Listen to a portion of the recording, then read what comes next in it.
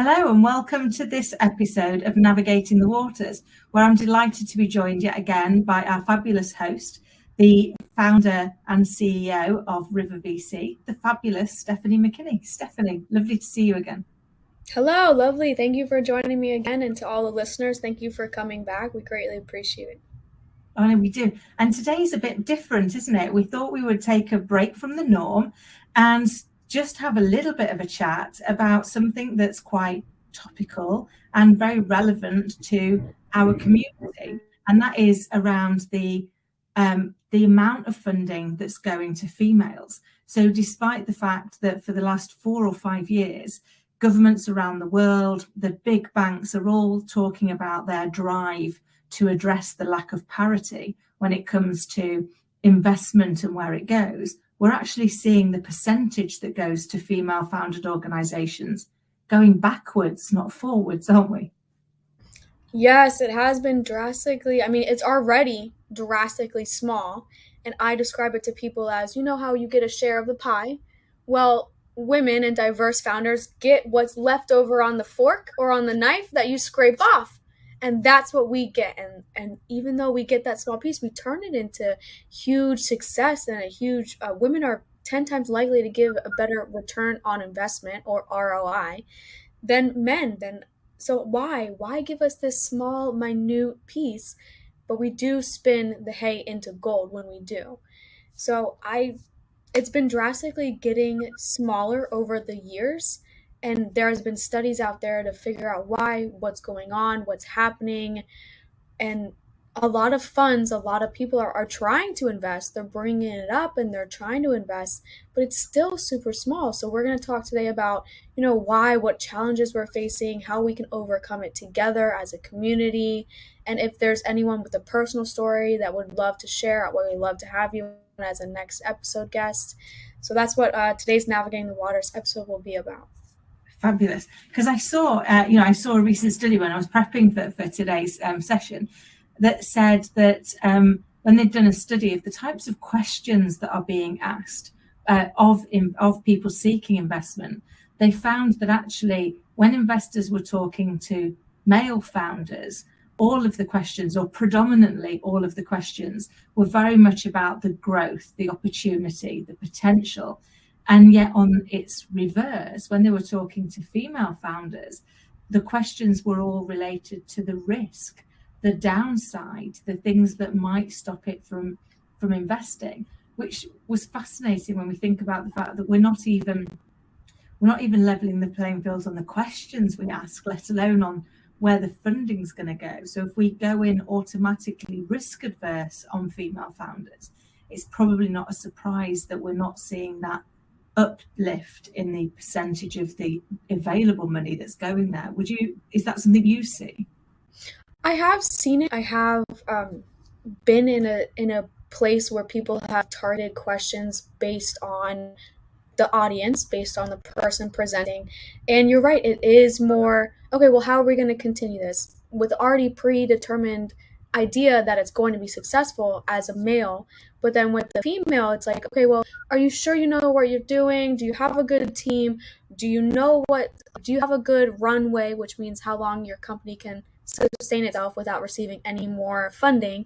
And with that, it's something that's unconscious, and the people that may want to invest in females don't know that these questions are hurting the founder, are hurting the possibility of receiving capital. But they're always, be prepared for all these questions, because people are unfortunately going to ask the harder questions to female founders. It's so true, isn't it? And you mentioned in there the kind of unconscious bias. And it reminds me of a study that I saw recently that was done on a Philharmonic orchestra. And they had committed as a board, as a committee, that they wanted to increase the number of female musicians they had within the orchestra. And yet, despite having made those commitments, having made that their drive and their goal, they weren't seeing a significant swing in the makeup of the orchestra. And so they thought about it for a while, and they decided maybe it was a bit of unconscious bias. So they did a blind audition. They put a curtain up. And they did see a slight uplift in the number of females, but nowhere near what they expected it to. So again, they kind of did some analysis on it, and they realized that when you go for an interview, you go dressed the best you can. And for a lot of cases for women, that meant wearing heels. So although they couldn't see them, they could hear them as they took their place.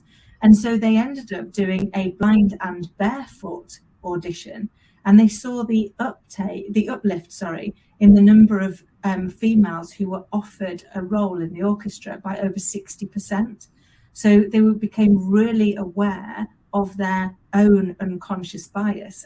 It makes me wonder how much of this unconscious bias is silently sabotaging the great drive that's out there for us to reach parity, because people are talking about wanting to get to parity. They're talking about the need to level the playing fields, and yet instead of moving forwards, we're moving backwards. So I wonder if it is being hindered by the unconscious biases that are out there.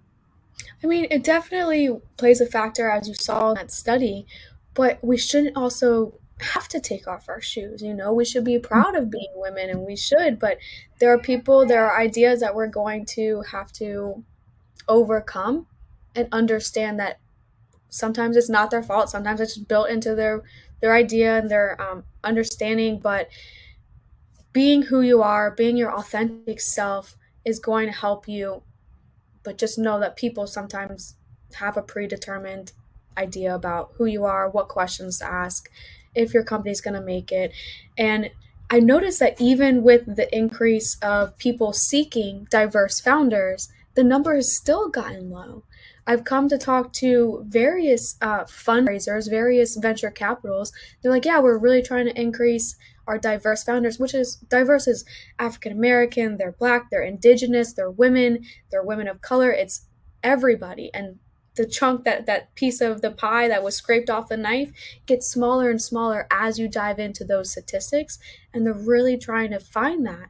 But I don't know what the challenge is where that number has just slowly dropped and dwindled away if there's so much people seeking that out. And I wonder if some of it is, have we started seeking it less?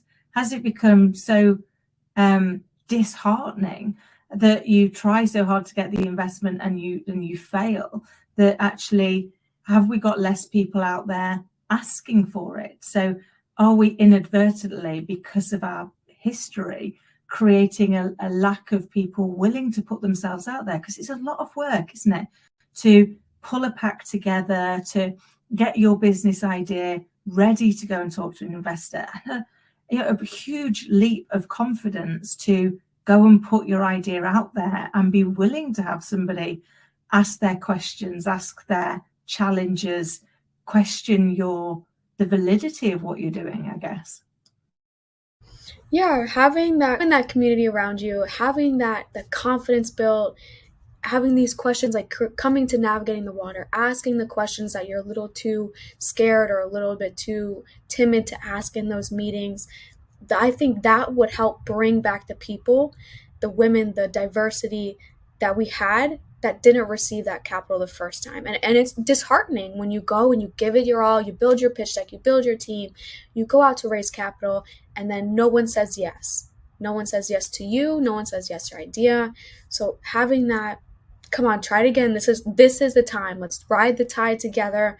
Let's do it. Let's get you funded. Having that community around you can be instrumental in being able to raise capital. I love that. That's so true. And that's really what you're building here, isn't it, with navigating the water, that safe space where people can have the support around them. They can have the people to ask about the questions that they want to be able to ask. And that safe space. And I guess also that motivation and morale, isn't it? Because you're not in it on your own, because you have got that community to provide that support. Exactly. Having that support, it's not just for women, it's also for men. We're going to have some men on here presenting their story and their ideas. And I'm not saying that as a man, you're built with all the knowledge, you're built with all the criteria. You guys have it easier. It's just as women, it's a first impression thing that we get. And I've seen it a lot. I've seen it in meetings where I get on and they're like, oh, I didn't know I was going to be talking to you. And I was like, what do you mean? My name is River. River is Stephanie McKinney. That's me. What do you mean you didn't know you were going to talk to me? I was like, oh, well, I thought it would be like another team member. And I was like, you don't want to talk to the CEO and founder? Okay, I'll send you to someone else. So having that bias and having that mentality that what you're doing as a female, as a diverse founder is going to be successful, being able to overcome it through knowledge and experience, having that community where you can build, that is going to help you ask for capital, ask for money. And hopefully in the next coming years, we can see that number of 2.7 and even smaller as you divert into specific categories. We can see that increase. And that is why Navigating the Waters is trying to get people informed, trying to get them educated, get them the experience, the community to be out there and raise capital. Because even if I've noticed that the statistic goes lower when you have your late stages too. So let's say, Kim, you started your company, you got your pre-seed, you got your seed, and now you're raising your series A and B. Unfortunately, later stage female founder companies are receiving less. So there's problems throughout the whole entire fundraising scheme, that people aren't being able to get money later on either, even though they had the idea, they had the people, they had the momentum. What's going on later in their later stages? And sometimes it's a perspective like, oh, other people will pick it up. Like, that's not our portfolio. We're not interested, or we're not really doing diversity right now. We're looking more at the product or the build or the team. So they're not getting that capital in their late stages. So it's instrumental, and it will help everyone a lot to be able to come back to a community and say, what can I do differently? What do I need to show? Who can I talk to about this? Who can I be coached by? Who can I have a mentor with? And just allowing yourself to be vulnerable, to be able to build your armor. I think of vulnerability as, opening yourself up. And then once you do that to the right people, then you can build your armor and get ready to go out there and hear a lot of no's. A lot of people are going to say no to you. And it's just that one person that you need to say yes. And that's what Navigating the Waters is. It's saying yes to you, saying yes to your idea. We can do this together. How can we help you? What questions can we answer? What feedback do you want to hear? Because I heard someone on one of my social media pages, like, can you talk about stock? And I was like, I would love to have an episode about stock and the stock market and divert into that, because I do have some knowledge, I do have some experience, and that's what she wanted to hear. So I love that feedback. I love those questions that we get from the Navigating the Waters team members. Oh, I love that. And absolutely, we will have to do one on stock, won't we? Because it is that whole, it's the whole bandwidth of investment, isn't it? And how we get people more comfortable with it, people talking about it, so that we can actually break some of those myths. So we can understand, is it something that we're saying? I do this a lot in what I do for a living. And so if you just changed one word in that sentence, it would be significantly more powerful. We have a tendency sometimes to undermine our own power, and sadly there is a massive gender bias on that. We will go in and say things like, I believe I can. Well, you either can or you can't. I believe doesn't give me a huge amount of confidence that you can, and yet that tends to be the type of language that, unfortunately, as women, we have a tendency to put it in there. We don't want to appear to be too full of ourselves or too arrogant or too aggressive, but actually it's recognizing where our language can sometimes also be a saboteur for us, isn't it? Absolutely. And I've noticed that I do it myself. And it was brought to my attention when I went to one of the Gracious Mastermind classes that I'm a part of from my organization, Leadership. Stop apologizing. If you miss a meeting, stop apologizing. If you're a little late, stop apologizing. Give a reason, but say, thank you for understanding. Turn your I'm sorry into thank you.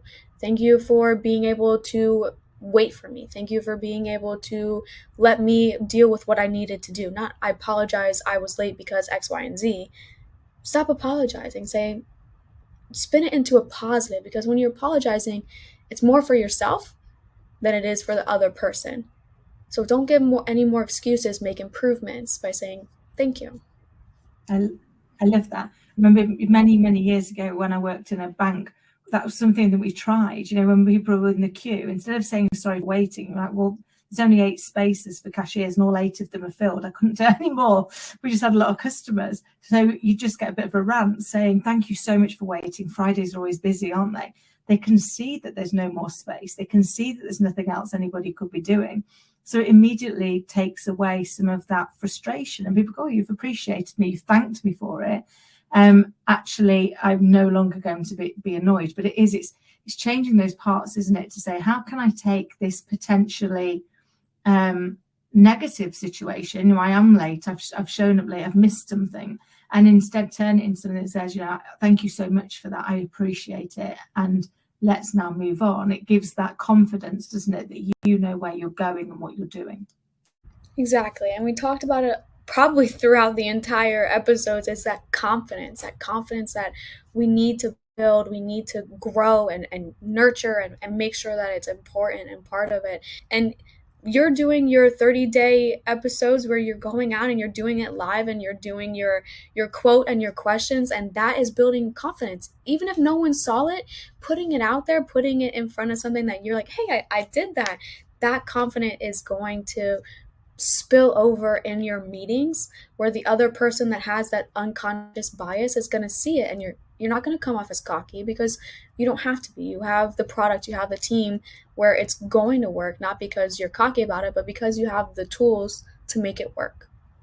Yeah, I love that. And it's right, I'm on day 4, and every time I have to press the go live, like the fear hits. It's like, what am I going to say? Even though I've planned what I'm going to say, I've thought about it. I've thought about what quote today, what question do I want, because it sets me up for the day. But already, even just after 4 days, you're getting more confident at going, it's not about what the response is, it's about how I show up. It's about whether or not I put myself out there, even if, to your point, nobody watches it or nobody interacts with it or nobody responds. So, the silent no's can be just as bad as the public ones. But it was like, actually, the point is about getting comfortable to keep putting it out there irrelevant. And even after just 4 days, I'm feeling much more confident. And I think it was, I'm going to go for a quote, I think it was Eleanor Roosevelt that said that we should do something every day that scares us, because that's going to be where we grow. And I guess that's one of the things that I encourage that my clients is, do something every day that scares you a little bit, because in 30 days, in 60 days, in 90 days, your fears of today will become your everydays of tomorrow, because you realize that you can survive them. Exactly. And do the things today, because I think regret is a little bit harder, it weighs a little bit more than fear. Because if you go down the road and you're like, oh, I should have talked to X, Y, and Z, I don't know why I didn't do this, that's going to sit on you rather than the nervous, because this time tomorrow it'll be done, right? I think about that all the time. This time tomorrow it'll be done. Let me just get through this part, and then by this time tomorrow I'll be somewhere else, or I'll be focusing on the next bigger problem. So doing it now, getting the confidence, building your team, even if it's something that you say to yourself in the mirror every day, just having that one thing that scares you, that one thing that is going to make you grow. Because if you don't grow, you're just stagnant. You're just going to stay the same. So by growing, you have to break it sometimes. You have to put it under pressure. You have to be able to let it go or accept the faults that you can't do. And that is going to help the founders really receive more, not capital, because we're not just looking for capital. We're looking for relationships. We're looking for more connections. That is going to be like, oh, I want to talk to her again, because she, even though I can't invest right now, she showed promise, or she showed that she was, an expert in her field and she was able to get this done. I want to connect with her again.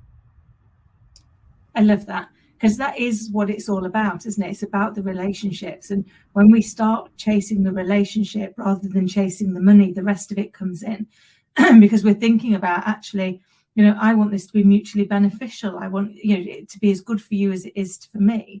And therefore, it's got to be about that whole relationship piece, understanding those parts and building it together, which is what the community is about. But it's also what you've been sharing with us in all of the episodes that we should be considering when we're thinking about who we want to seek investment from and why. It's like, how does this relationship work? It's not a transaction, it's a relationship. How do we nurture that and work together? And which relationship is the right stage for us in our business? Do we want something that's convertible later because it allows us to have the control? But all of those are important parts in how we identify those relationships and how we nurture them, isn't it? Exactly. And making sure that it is mutually beneficial. It is understanding. And sometimes if it's not, sometimes it's okay to part ways on even ground.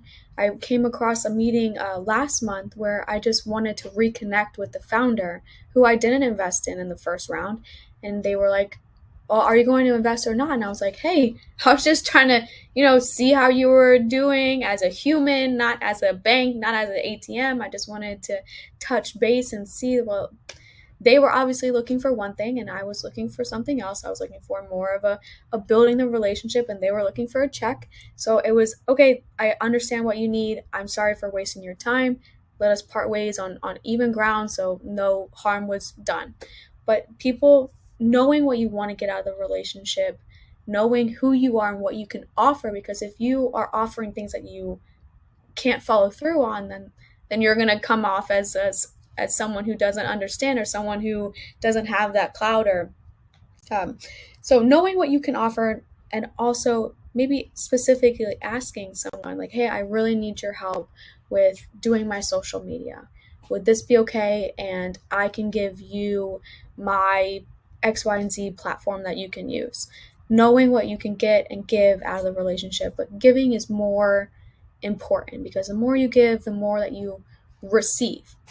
And I like that word receive rather than take, because take, it sounds more forceful, it sounds more harsh. Receive is like it was given back to you because you put out so much good. I love that. That's so true. And we can do so many more things to support each other, can't we? Like you say, it doesn't have to always be that the transaction is money related. It can be value related. I have clients all the time that, well, I say they're clients, they might not be in a position necessarily to pay right now, but you're investing in their future. And it's like, well, actually just say lovely things about me to people that you meet. And that's payment enough. If you're getting value out of it, and then implement it, demonstrate that you got the value from what we said by going out there and achieving what you want to achieve, because that's a great gift back as well, isn't it? Seeing somebody else achieve that. And I think success will come when you are giving and letting people understand what you're doing. And if it's, success will become evident when you are being authentic, being yourself, making sure that all the T's are crossed and the I's are dotted. But with that, I think the statistics on female founders has drastically decreased. We really need to look inward first. And I'm not saying we're the problem, but I'm saying let's build ourselves stronger to be able to go out there against all odds and be able to raise this money, even if the face of, the small amount of number that we're getting. Build yourself strong first, build your company stronger, build your team around you, and then go out there. And if it's a no and a no and a no and a no all the time, that's all you're hearing, let other people in. Come to Navigating the Waters. Ask, what am I doing wrong? Be able to be open and be able to receive good feedback, because if no, I'm not doing that wrong. No, this is not what I need to do it this way. Then you're not going to be able to change, and you're not going to be able to get that yes. And I think that is going to help us increase that number of diverse founders receiving capital. I love that. I mean, it's great that hopefully has been helpful to the people listening. And we would love to hear your thoughts, your comments, and your advice for anybody that's out there that's seeking investment and facing these challenges. If you're an investor and you could give us some advice on what things we could do, or if you are a founder that's gone through this and has got a journey that you want to share, we would love to have you join us here and share your insights, share your thoughts with our audience, because together we all grow stronger. And Stephanie, it has been a joy as ever, always so insightful. I'm looking forward to one of our next ones being on the stock market, because I think that will be really interesting and helpful in that as well. And thank you for sharing such great insight today on what we can start to think about to make some changes to the current situation. Yeah, I really hope that everyone listening, or if you want to comment or share or repost, I'll be grateful, because that number has to change. That number is so low. And when I say that I invest in female founders, I'm not doing it out of a charity. I'm doing it because they're going to be successful. They're going to have that great return. They're going to revolutionize the way that we do things. And they're not a charity, they're a $1 million investment. So if you have a story, if you have a comment, if you have some advice that you want to give to the listeners, please let us know. If you want to be on it, I would be more than happy to host you. Please subscribe and like if you guys love this video, because we are going to do some more factual, some more trending now, some more what's going on in the news today, rather than just, what your pitch deck needs to look like. The informative ones, we're going to do some news ones as well. I love it. It's been fab as always, Stephanie. Until next time. Thank you. Take care.